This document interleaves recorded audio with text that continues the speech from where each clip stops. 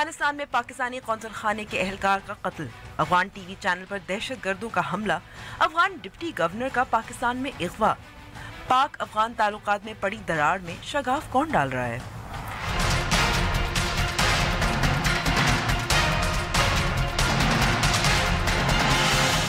نئی حلقہ بندیاں، حکومت اور اپوزیشن بند گلی میں، پارلیمانی کمیٹی کا مذاکراتی اجلاس آج بھی بے نتیجہ، پیپلز پارٹی سی سی آئی سے منظوری پر اڑ گئی تو ایم کیو ایم کی حکومت سے گنتی پر ٹھن گئی، اور بیوی کے غصے نے جہاز کو بھی ہنگامی لینڈنگ پر مجبور کر دیا۔ السلام علیکم and welcome to news wise, میں ہوں امبر شمسی۔ ملکی سیاست میں پیراڈائز لیکس کی گونج ابھی شروع ہی ہوئی تھی تو آج ہی پاناما لیکس پر سابق وزیر اعظم کی نااہلی کے حوالے سے نظر ثانی اپیل کا فیصلہ عدالت نے جاری کر دیا، جس میں عدالت نے سابق وزیر اعظم نواز شریف کے سوال "مجھے کیوں نکالا" کا جواب 23 صفحوں کے تفصیلی فیصلے میں دیا۔ تفصیلی فیصلے کے مطابق سابق وزیر اعظم نواز شریف نے جان بوجھ کر اثاثے چھپا کر اور کاغذات نامزدگی میں جھوٹا بیان حلفی دیا، اور فیصلے میں یہ بھی کہا گیا کہ مریم نواز بادی نظر میں لندن فلیٹس کی بینیفیشل مالک ہیں اور کیپٹن صفدر کا بھی ان فلیٹ سے تعلق ہے۔ اس فیصلے کی مزید تفصیلات پر بھی بات کریں گے، لیکن اب کچھ باتیں افغانستان اور پاکستان کی۔ افغانستان کے مشرقی شہر جلال آباد میں نامعلوم افراد کی فائرنگ میں پاکستانی سفارتکار 52 سالہ نیئر اقبال رانا کو مار دیا گیا ہے۔ یہ واقعہ کل شام پیش آیا اور حملہ آور موقع سے فرار ہونے میں کامیاب رہے۔ ابھی تک کسی نے حملے کی ذمہ داری قبول نہیں کی ہے۔ آج نیئر اقبال کی اسلام آباد میں نماز جنازہ ادا کی گئی ہے۔ پاکستانی دفتر خارجہ نے افغان حکام سے جلد حملہ آوروں کو کیفر کردار تک پہنچانے کا مطالبہ کیا ہے، اور ادھر پاکستان میں افغانستان کے صوبہ کنڑ کے ڈپٹی گورنر محمد نبی احمدی کو پشاور میں اغوا کیا گیا ہے۔ یہاں بھی معمہ، کیونکہ ابھی تک نہ اغواکار سامنے آئے ہیں اور نہ ہی مطالبات۔ یہ ہیں دو علیحدہ واقعات، لیکن پاکستان اور افغانستان کے درمیان تناؤ کے تناظر میں دیکھا جائے تو دونوں ممالک میں دوسرے ملک کا شہری شاید اپنے آپ کو محفوظ نہیں سمجھتا۔ اوپر سے پاک فوج نے پاکستان اور افغانستان کے درمیان سرحد پر فینسنگ کا کام شروع کر دیا ہے۔ افغان صدر اشرف غنی نے اسے جارحانہ قرار دیا ہے۔ اس اعتماد کے فقدان میں افغانستان میں حملے پر حملہ آج ایک ٹی وی چینل پر تھا، اور اس سال شدت پسند حملوں اور سویلین ہلاکتوں میں بتدریج اضافہ دیکھنے میں آیا ہے۔ اعتماد کے فقدان کی بات ہو تو ملکی سیاست بھی اس سے دوچار ہے۔ پابندیوں کے معاملے میں آج پھر ڈیڈ لاک۔ پاکستان مسلم لیگ نون کا کہنا ہے کہ انتخابات بر وقت نہ ہوئے تو تمام سیاسی جماعتوں کا نقصان ہوگا۔ پیپلز پارٹی کا موقف ہے کہ پاکستان مسلم لیگ نون کو جمہوریت ہضم نہیں ہوتی، سمجھوتا کہاں ہوگا۔ شروع کرتے ہیں اپنی ٹاپ سٹوری، سپریم کورٹ کا تفصیلی فیصلہ۔ ہمارے ساتھ موجود ہیں حسیب بھٹی، نمائندہ ڈان۔ بہت بہت شکریہ حسیب وقت دینے کا۔ نظر ثانی کی اپیل فائل کی تھی تو شریف خاندان کے کیا دلائل تھے، جواب کیا ملا سپریم کورٹ کی طرف سے؟ دیکھیے 3 دن تک خواجہ حارث جو ہے اس کے اوپر دلائل دیتے رہے، لیکن آج جو فیصلہ آیا ہے 15 سپتمبر کو یہ ہوا تھا، اس وقت یہ ڈسمس ہوئی تھی۔ آج ڈیٹیل ججمنٹ آئی ہے جو 23 پیجز پر مشتمل ہے۔ اس کے اندر وہ تمام چیزیں واپس آ گئی ہیں جو میاں صاحب پوچھا کرتے کہ مجھے کیوں نکالا، اور پھر کیلیبری فاؤنڈ کا بھی اس کے اندر ذکر ہے، وہ جس کے حوالے سے آج سے چند دن پہلے بھی انہوں نے اس کے اوپر بات کی تھی۔ وہ ساری چیزوں کو انہوں نے ایکسپلین کر دیا اس کے اندر کہ آپ کو کیوں نکالا، اور اس میں یہ کہا گیا کہ انہوں نے ان کے جو لائر تھے اس نے کوئی نئی چیز نہیں دی، انہوں نے کوئی نئے دلائل نہیں دیے، انہوں نے کوئی نیا ڈاکومنٹ نہیں دیا، جبکہ عدالت ان کو بار بار موقع فراہم کرتی رہی، ان کے دلائل کے اندر انہوں نے کوئی ایسی چیز نہیں دی۔ پھر اس کے ساتھ ساتھ یہ کہا گیا کہ انہوں نے جو سب سے بڑی غلطی کی وہ نامینیشن پیپر کے اندر جھوٹ بولا، جو جان بوجھ کر جھوٹ بولا۔ اس جھوٹ بولنے کی وجہ سے عوامی نمائندگی ایکٹ کے تحت ان کو نکالا گیا ہے۔ اور اس کے ساتھ ساتھ جو یہ اقامے کی بات کرتے ہیں کہ بیٹے سے تنخواہ کے حوالے سے بھی یہ بتا دیا گیا اس کے اندر قانون کی کون سی روح کے مطابق وہ جو بیٹے کی تنخواہ نہ لینا بھی ایک اثاثہ ہے، اور ایک پرائم منسٹر اور ایک ملک کا جو ہیڈ کر رہا ہے پوری مملکت کو، اس کا اتنی چھوٹی سی بات کے اوپر جھوٹ بولنا بھی جو ہے یہ بھی زیب نہیں دیتا۔ لیکن کچھ جیسے قانونی ماہرین ہیں ان کا وہ سوال اٹھا رہے تھے کہ ریسیویبل یعنی کہ اثاثے کی جو تعریف ہے اس پہ کافی سوالیہ نشان تھے، صرف شریف خاندان کے وکلاء نہیں بلکہ اور بھی قانونی ماہرین۔ تو وہاں تو تفصیلی فیصلے میں کچھ اس پہ وضاحت آئی ہے؟ دیکھیے اس میں انہوں نے یہی وضاحت دی ہے کہ اس بات سے عدالت متفق نہیں ہوئی جو ان کے لائر نے جو خواجہ حارث نے دلائل دیے تھے کہ جی وہ بیٹے اور باپ کا معاملہ تھا، لیکن وہاں پہ یہ بتایا گیا تو وہ چیئرمین کمپنی بھی تھے، وہ اس کمپنی کو آن کر رہے تھے، اور پھر یہ تو آغاز ہے لیکن اس کمپنی کی بیک کے اوپر کیا تھا، وہاں سے پھر آگے دیگر کمپنیز کو فنڈنگ ہوتی تھی یہ سارا۔ ایک بڑی انٹرسٹنگ چیز جو لکھی گئی ہے فیصلے کے اندر، اس میں جو ذکر کیا گیا ہے کہ defending in a trust deed written in a 2006 or found becoming commercial in 2007 in below his dignity become office hold, and Urdu verses may perhaps explain the feeling of the follower about the leader which reads ادھر ادھر کی نہ بات کر یہ بتا قافلہ کیوں لوٹا۔ یعنی کہ جب 28 جولائی کو فیصلہ آیا تھا تو گاڈ فادر سے شروع ہوا تھا، یہاں شاعری ہو رہی ہے، یا شاعری اس کے اندر بھی تھی، لیکن اس شعر کا مطلب اگر آپ اس کے ڈیپلی جائیں تو اس میں یہ پتہ چلتا ہے کہ وہ کہتے ہیں کہ آپ ادھر ادھر کی بات نہ کریں، صرف یہ بتائیں کہ یہ قافلہ کیوں لوٹا۔ اگلا مصرع اس کا یہ ہے کہ مجھے راہ زنوں سے گلہ نہیں، تیری رہبری کا سوال ہے، یعنی کہ آپ حکمران ہیں، آپ کی وزیر اعظم ہے، آپ اس ملک کے کسٹوڈین ہیں دوسرے لفظوں میں، اور آپ اگر یہ کام کریں گے تو باقی دنیا کے اندر کیا ہوگا۔ یہ بڑا آج تھارلی اس کا جواب آ گیا ہے کہ مجھے کیوں نکالا۔ 5 ججز نے اس کے اوپر دستخط کیے ہیں، سارے اس کے اندر متفق ہیں، اور جسٹس آصف سعید کھوسا جو اس بینچ کو ہیڈ کر رہے تھے انہوں نے پھر آج ایک نیا نوٹ لکھا ہے، اس کے اندر پھر انہوں نے یہ لکھا ہے کہ جی مجھے تو کوئی ایسی چیز یا کوئی ایسا ایویڈنس نہیں دیا گیا کہ ہم اس فیصلے کو تبدیل کریں۔ لیکن اثر انداز کیسے ہوگا اب یہ جو نیب میں احتساب عدالت میں جو کیسز چل رہے ہیں؟ دیکھیے یہ چیزیں جو ہے نیب کی اس کے اوپر تو آئی تھنک اثر انداز نہیں ہوں گی، کیونکہ آج کے فیصلے کے اندر انہوں نے واضح کیا ہے کہ یہ پہلی مثال نہیں ہے کہ کسی جج کو مانیٹرنگ پہ رکھنا، اس سے پہلے بھی یہ ہوتا رہا ہے اور اس کے اوپر کسی کو پرابلم نہیں ہونا چاہیے۔ دوسرا جو ٹائم دیا گیا ہے 6 منتھ کا، وہ صرف جلدی کرنے کے لیے ہے اور یہ قانون کے مطابق ہے۔ تیسرے نمبر پہ یہ کہا گیا ہے کہ اگر یہ چاہیں تو اپنے ایویڈنس دے کے اپنے آپ کو وہاں سے کلیئر کرا سکتے ہیں اور عدالت کو اس کے اوپر کوئی اعتراض نہیں ہوگا۔ یعنی کہ اتنے عرصے جب پاناما کیس چلا تب ثبوت فراہم نہیں کر سکے، جس سے عدالت جو تھی تسلی بخش ثبوت جو ہوتے ہیں، لیکن ابھی بھی موقع ہے، ابھی بھی موقع ہے۔ میں آپ کو بتاؤں جب لاسٹ ڈے تھا اس کا، میں نے پوری پروسیڈنگ اس کی کور کی ہے، ایک ایک لفظ مجھے آج بھی یاد ہے۔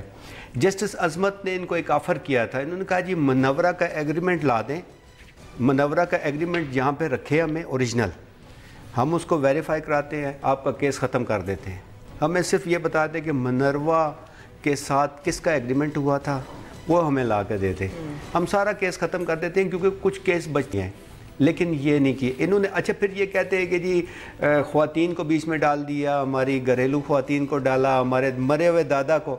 مجھے آج بھی یاد ہے جب حسین نواز کی طرف سے ڈاکومنٹس آئے تھے، 500 پیجز تھے، اس کے اندر ان کے دادا کے ہاتھ کے لکھی ہوئی، انہوں نے خود یہ ساری چیزیں لے کے آئے ہیں۔ یہ ہماری دادی کا ایسٹ ہے، مریم کی طرف سے آتا تھا کہ جی میں دادی کے گھر میں رہتی ہوں، یہ دادی کا ایسٹ ہے، یہ میرے دادا کی طرف سے ملا، ہاتھ کی لکھی ہوئی تحریریں، آج بھی وہ چیزیں سب کو یاد ہیں۔ تو یہ خود لے کے آئے تھے، ایویڈنس انہوں نے اس وقت بھی نہیں دیے، یہ مانگتے رہے کہ جی آپ اتنا بتا دیں کہ آپ نے یہ لیکن تب نہیں دیا تو ظاہر ہے پھر نااہل بھی قرار دیے گئے۔ حسیب بہت شکریہ ہمیں اپڈیٹ دینے کا، تفصیل بتانے کا، لیکن آگے بڑھتے ہیں اب ہم افغانستان اور پاکستان کے معاملات پر۔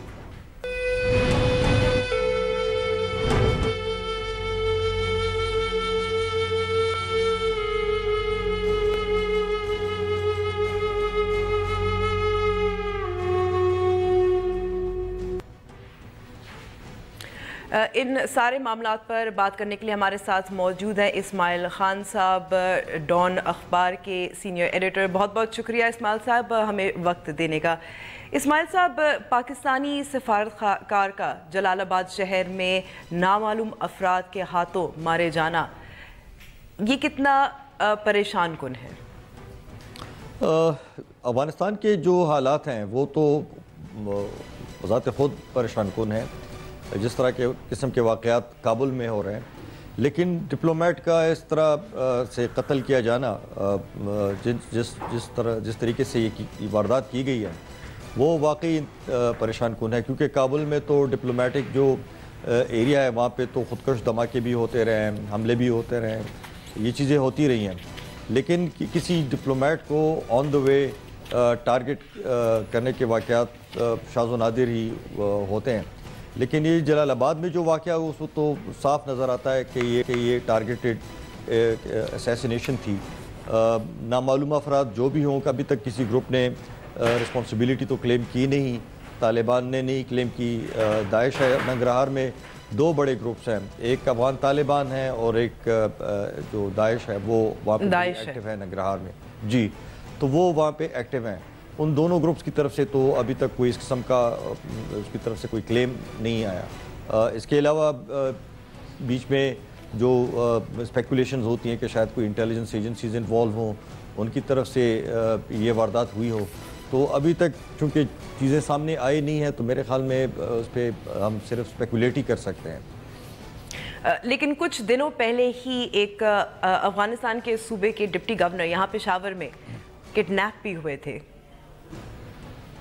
جی دیکھیں, وہ جو کنڑ کے ڈیپٹی گورنر ہیں وہ بھی ایک کافی مسٹیریس قسم کا ایک مسٹری ہے کہ وہ غالباً if my memory serves me right شاید 27 کو انہوں نے انٹری کی تھی یہاں پہ, یا 27 کو تورخم سے. ان کے بھائی بھی ان کے ساتھ تھے, ایک کوئی چترالی صاحب ہیں جو کہ کنڑ سائٹ کے ہیں, وہ بھی ان کے ساتھ تھے. تو وہ اس حد تک تو ان کی انٹری ثابت ہوتی ہے. اس کے بعد جو چیزیں جو ان کے بھائی نے یہاں پہ پولیس کو بیان ریکارڈ کروایا, اس میں کافی ساری چیزیں جو ہیں وہ بڑی ایمبیگوس, اس میں کلیئرٹی تھی نہیں. اور اس کے بعد سے ان کے بھائی بھی غائب ہیں. ایک تو جو واضح بات نہیں ہے کہ جب درج کیا گیا تھا کیس, پولیس کو معلوم, کسی کو پتہ نہیں تھا کہ ڈپٹی گورنر جو ہیں ایک صوبے کے افغانستان کے, وہ پشاور میں ہیں. نہیں, ان کو تو خیر انفارمیشن نہیں تھی اس حوالے سے کہ کوئی ڈیپٹی گورنر آیا ہے. He was here as an ordinary soul to seek treatment here. بہت سارے افغان ریفیوجی افغان جو ہیں وہ آتے ہیں یہاں پہ, افغانستان سے لوگ آتے ہیں پشاور میں ٹریٹمنٹ کے لیے. تو ہی واز ہیئر فار کہ ان کے کڈنی کا کوئی کا ایشو تھا بقول ان کے بھائی کے, وہ اس لیے یہاں پہ آئے تھے. اور میرے خیال میں اس کے بعد انہوں نے شاید انڈیا جانا تھا فار فردر ٹریٹمنٹ. اس کے بعد سے یہ غائب ہیں اور بھائی بھی ان کا غائب ہے. تو جو چیزیں پولیس کو چاہیے فار انویسٹیگیشن, وہ اس میں obviously بات آگے نہیں بڑھ پا رہی کہ وہ کہاں پہ ٹھہرے ہوئے تھے, کس کے ہاں ٹھہرے ہوئے تھے, بھائی کہاں پہ ہیں, بھائی نے جو انفارمیشن دی اس کے بعد بھائی صاحب کہاں پہ غائب ہو گئے ہیں. تو لیکن میرے خیال میں یہ دونوں چیزیں جو جلال آباد میں جو ہوا اور جو ڈیپٹی گورنر کا جو واقعہ ہے پشاور میں, they are not linked at آل.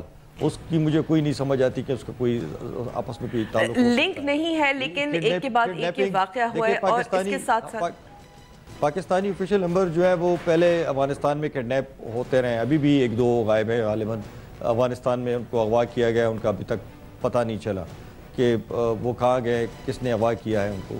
تو کڈنیپنگ از ون تھنگ. میرے نہیں خیال کہ جو کڈنیپنگ ہوئی ہے یا از مسنگ یا something has happen to him, اور ذاتی دشمنی بھی ہو سکتی ہے. ڈپلومیٹ کا جو ہوا ہے یہ پاکستانی کا, تو یہ تو مجھے لگ رہا ہے بالکل ٹارگیٹڈ اسیسینیشن. اس میں تو مجھے کوئی گنجائش نظر نہیں آ رہی شک کی.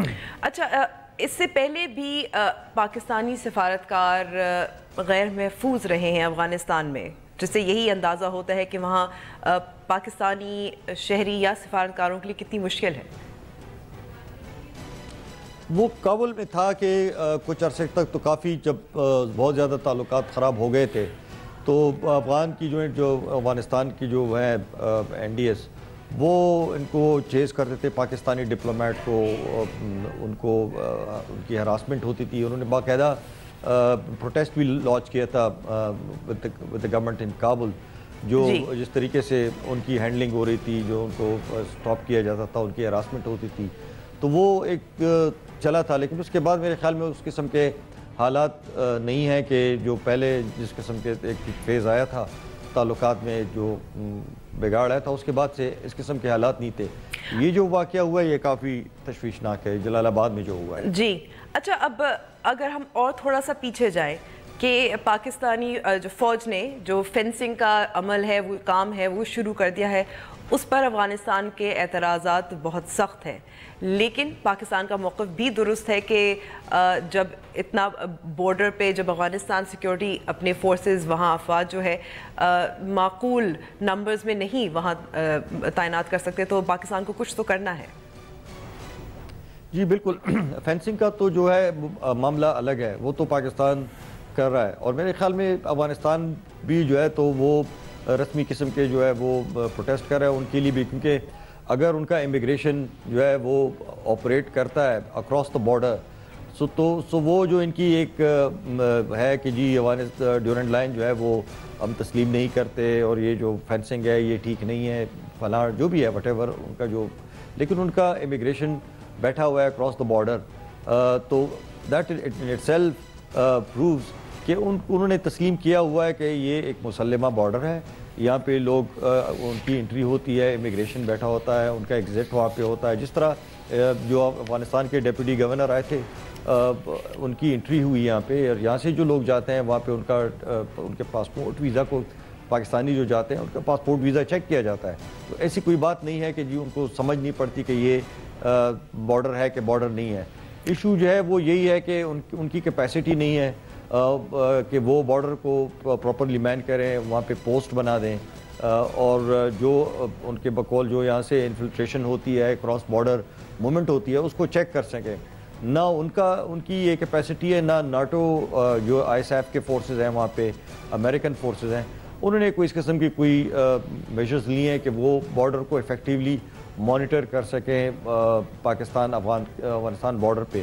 اور ان کا سب سے ایک بڑا ایشو جو ہے، جو اس دفعہ جو سیگار کی ایک رپورٹ آئی تھی special inspector general for Afghanistan reconstruction, وہ اکتوبر کی، اس میں انہوں نے یہ دیکھ لیں سب سے جو عجیب ایک سلسلہ ہے، پہلے ہر جو رپورٹ آتی تھی اس میں باقاعدہ یہ ہوتا تھا کہ افغانستان میں ڈیزرشن کتنی ہو رہی ہے، افغانستان نیشنل آرمی اے میں کتنی ڈیزرشن ہو رہی ہے، کتنی کیجولٹیز ہو رہی ہیں۔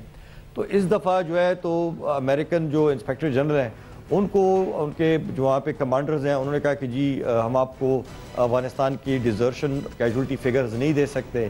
کیوں نہیں دے سکتے؟ کیونکہ افغان گورنمنٹ نے ان کو منع کیا ہے کہ وہ شیئر نہ کریں، اور یہ فیکٹس، یہ حقائق بھی چھپائے جا رہے ہیں کیونکہ مرال ظاہر ہے اس سے افیکٹ کرتا ہے۔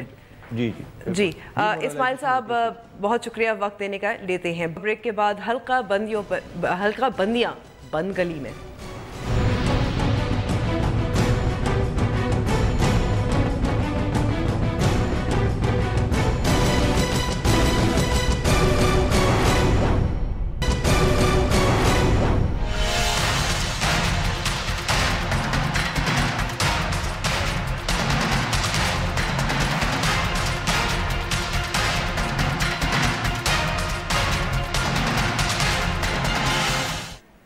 آج پھر حلقہ بندیوں کے معاملے پر پارلیمانی پارٹیوں کا اجلاس ہوا، آج پھر ڈیڈ لاک رہا۔ پیپلز پارٹی وہیں کی وہیں اڑی ہوئی ہے کہ یہ معاملہ اب کاؤنسل آف کامن انٹرسٹ پہ جانا چاہیے، جبکہ پاکستان تحریک انصاف کا کہنا ہے کہ انتخابات جلد ہو جائیں گے تو حل ہو جائے گا۔ پیپلز پارٹی کا کہنا ہے کہ جلد انتخابات نہیں ہونے چاہیے، جبکہ ایم کیو ایم کہتی ہے کہ سینسس جو مردم شماری ہے اس کو بالکل ہی رد کر دیا ہے، نئے سرے سے ہونا چاہیے۔ اس پر ہمیں تجزیہ اور اس پہ ہمیں آگاہ کرنے کے لیے ہمارے ساتھ موجود ہیں نیوز وائز کے نمائندہ خصوصی فیاض راجہ۔ جی فیاض، آج بھی جو اجلاس ہوا وہ نتیجہ خیز نہیں نکلا؟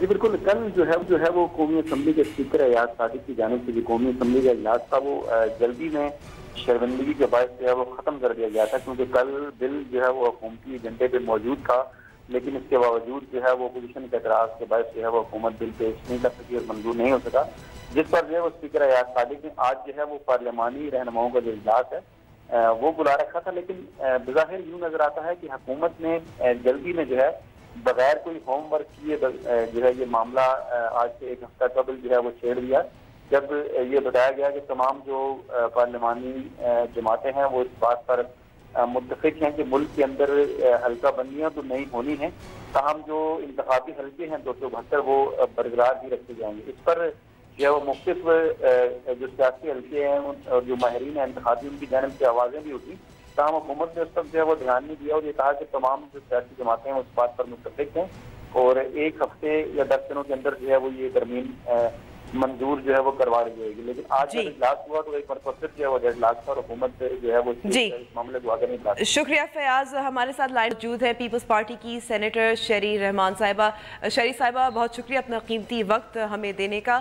شہری صاحبہ، پیپلز پارٹی کا کہنا ہے کہ یہ کاؤنسل آف کامن انٹرسٹ میں معاملہ جانا چاہیے، حلقہ بندیوں پر جو قانون سازی ہونی ہے. لیکن جب سینسس کے نتائج آئے تھے تو کاؤنسل آف کامن انٹرسٹ کا اجلاس تو ہوا تھا، اس میں پریزنٹ ہوئی تھی فائنڈنگز اور نتیجہ. ہیلو جی نہیں، نتیجے کی بات مجھے نہیں معلوم، لیکن 25 اگست کو سینسس کے ریزلٹس پیش کیے گئے تھے. Council of common 25 August provisional result نکلا تھا اور آج میں بیورو اسٹیٹسٹکس ہو کے آئی صبح، پوری پریزنٹیشن لی ہے. گزارش یہ ہے کہ پروویژنل ریزلٹ ان کو ریلیز کرنا ہوتا ہے پبلک کی ویب سائٹ پہ، تاکہ جو بلاکس ہیں، جو سب سے چھوٹا ڈویژن یونٹ ہوتا ہے، اس سے کنٹیسٹ کرنا ہوتا ہے کہ ان کو یہ قابل قبول ہے کہ نہیں. دنیا میں ہر جگہ جب سینسس ایکسرسائز ہوتی ہے، جس کی بنیاد پر آپ کے وسائل، آپ کے ملک کی تقسیم، پاپولیشن کی تقسیم، ہر چیز اس بنیاد پر ہوتی ہے. تو اس میں دیکھیں، مجھے معلوم ہے کہ 2 مسئلے ہیں. ایک تو مسئلہ یہ ہے کہ انہوں نے ابھی تک کہا ہے کہ ہمیں آرڈر نہیں ملا ہے، اجازت نہیں ملی ہے اس کو ابھی پبلکلی چھاپنے کی. تو پروویژنل ریزلٹ 2 سے زیادہ مہینے ہو گئے، انہوں نے ابھی تک نکالا نہیں ہے. دیکھیے، یہ پوائنٹ لیس کرائسس کریٹ کی جا رہی ہے. دوسرا، شاید کوئی توجہ نہیں ہے، پتہ نہیں مجھے، بٹ شاکنگ کے پروویژنل ریزلٹ کو ویب سائٹ پہ جہاں اس کی کمپلینٹس آتی ہیں، جہاں وہ فکس ہو سکتی ہے ہر صوبے سے، ہر بلاک سے، ہر ڈویژن اور ڈسٹرکٹ سے، یہ نہیں ہوا ہے. یہ ایک لازمی ایکسرسائز ہوتی ہے اور یہ مطلب یہ فضولی زبانی جمع خرچ نہیں ہوتی. لیکن شہری صاحبہ، سوال یہ ہے کہ 98 کے سینسس کی بنیاد پر تو نئے انتخابات اب نہیں ہو سکتے. نہیں، دیکھیں، یہ تو میں نہیں کہہ سکتی کہ 2 چیزیں ہیں. ایک تو ہم الیکشن کو اس سینسس کی بنیاد پر ڈیلے بھی نہیں کرنا چاہتے، یہ بھی تہمت نہیں سننا چاہتے کہ آپ کی وجہ سے کوئی یہ ایکسرسائز ڈیلے ہوئی یا سسٹم میں کوئی تاخیر آئی یا کوئی بھی ہکپ آیا. تو دیٹ از وائی ہم یہ کہہ رہے ہیں. بلکہ بہتر تو ہوگا کہ حلقہ بندیاں ہو جاتی ہیں اور الیکشن کمیشن بار بار تواتر سے یہ کہہ رہا ہے 3 مہینے سے کہ آپ یہ پلیز حکومت کو کہ آپ اس کے ریزلٹ ہمیں دے دیں اور پبلک کر دیں، فائنل کر دیں، تاکہ ہم اس کو آگے لے کے چلیں، اس پر حلقہ بندیاں لیں. دنیا میں پروویژنل ریزلٹ پر حلقہ بندیاں نہیں ہوتی ہیں. دوسری بات یہ ہے کہ آج جب میں انہوں نے ان سے پوچھا، کہنے کہ وی وونٹ بی ریڈی، ہم تو مارچ اپریل تک تیار نہیں ہوں گے. بالکل، یعنی کہ یہ معاملہ ابھی سلجھنے میں وقت لگے گا. رحمان صاحبہ بہت شکریہ. لیتے ہیں بریک کے بعد ہم چلیں گے لاہور. اسموگ کی بات نہیں کریں گے، وال سٹی پروجیکٹ کی بات کر رہے ہیں.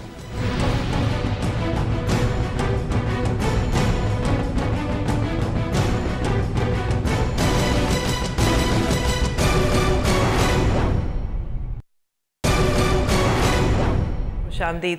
لاہور میں واقع تاریخی مسجد وزیر خان اور شاہی حمام سمیت پرانی عمارت ان کی اصلی حالت میں واپس لانے کے لیے ان کی تزئین و آرائش کا کام جاری ہے. اندرون لاہور کے تاریخی ورثے کی بحالی پر لاہور کے باسی بھی خوش ہیں. مزید بتا رہی ہیں کنزہ ملک اس رپورٹ میں.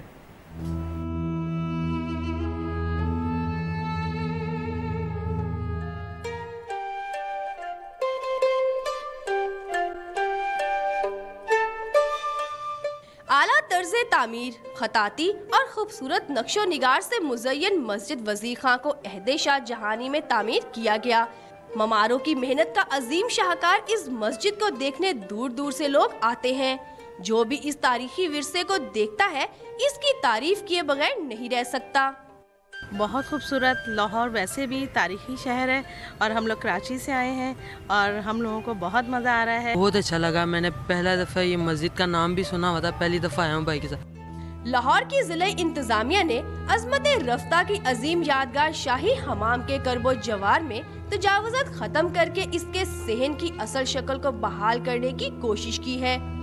वाल सिटी में हम आज से 3-4 साल पहले जब आए तो लोगों को काफ़ी तहफ़्फ़ुज़ात थे। जब काम कंप्लीट हो गया तो वाल सिटी और गवर्नमेंट ऑफ पंजाब की कोशिशों से अभी काफ़ी कुछ इम्प्रूवमेंट हो चुकी है। एंट्री है ना, वो उन्होंने बहुत सारी खूबसूरत कर दी है कि मिसाल के तौर पे पहले वहाँ पे इतने ठेले वगैरह लगे हुए थे कि ये मस्जिद पता ही नहीं चलता था कि यहाँ पे कोई इस तरह का हेरिटेज भी है।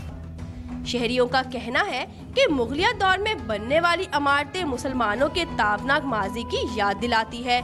इंतजामिया को चाहिए कि इनकी देखभाल का मौसर इंतजाम करे। कैमरामैन फारूक अहमद के साथ किन्जा मलिक, डॉन न्यूज, लाहौर। इस पर मजीद बात करने के लिए हमारे साथ मौजूद है DG wall city project Lahore Kamran Lashari साहब। कामरान साहब, शुक्रिया वक्त देने का।